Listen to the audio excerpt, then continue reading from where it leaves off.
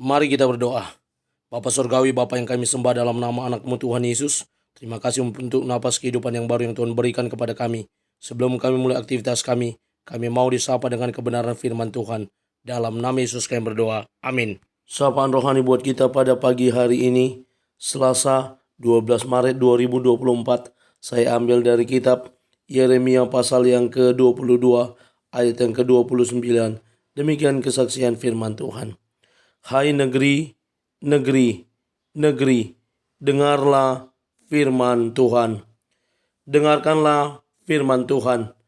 Ibu bapa saudara terkasih dalam nama Tuhan kita Yesus, berbicara tentang firman Tuhan yang disampaikan kepada kita dalam setiap khotbah atau nats Alkitab yang kita baca, dan juga melalui media-media yang dapat kita temukan setiap hari, termasuk juga melalui kebenaran firman Tuhan dalam khotbah sapaan rohani yang saya sampaikan setiap hari, menjadi bagian dari hal yang bisa kita lakukan untuk mendengarkan kebenaran firman Tuhan.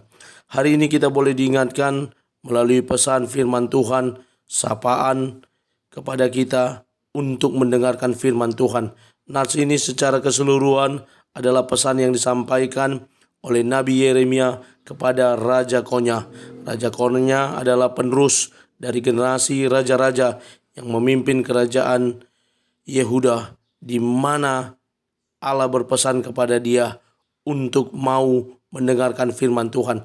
Awalnya Raja Konya mau mendengarkan, tetapi kemudian dia berpaling daripada Tuhan, dan Tuhan menyampaikan pesan ini kembali kepada Raja Konya untuk mau mendengarkan firman Tuhan.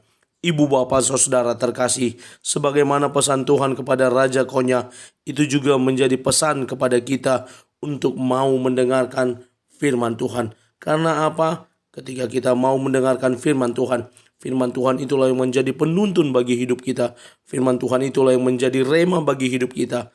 Bahkan standar kehidupan kita, kalau berdasarkan kebenaran firman Tuhan, jauh lebih baik dari standar kehidupan yang ditawarkan dunia ini.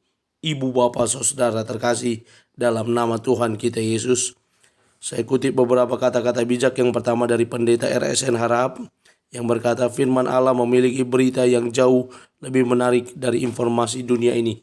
Benar saja, banyak informasi akan kita dapat tidak hanya dari berita-berita atau media-media sosial, tetapi ketika kita membaca firman Tuhan, kita boleh mendapat banyak informasi. Termasuk juga Christopher Columbus menemukan bahwa bumi ini adalah bulat ketika dia membaca Alkitab. Brian H. McGill berkata, salah satu bentuk respek yang paling tulus adalah mendengarkan apa yang orang lain katakan. Kalau kepada orang lain saja kita mau mendengar, apalagi terhadap firman Tuhan, sudah pasti kita membutuhkannya. Lalu Calvin Coolidge berkata, dibutuhkan orang hebat untuk menjadi pendengar yang baik. Ketika kepada orang lain saja kita mau menjadi pendengar yang baik, terlebih lagi ketika kita mau mendengarkan firman Tuhan. Mari ibu bapak sisihkan waktu hanya 3 menit 58 detik untuk mendengarkan sapaan rohani yang setiap hari saya sampaikan melalui channel YouTube dan juga TikTok saya. Tuhan memberkati. Amin. Kita bersatu dalam doa. Terima kasih Bapa untuk firman-Mu. Mampukan kami menjadi pelaku kebenaran firman Tuhan yang terus hidup bertumbuh melalui kebenaran firman Tuhan yang kami dengarkan setiap hari. Dalam nama Yesus kami berdoa. Amin. Selamat beraktivitas. Tuhan Yesus memberkati. Shalom.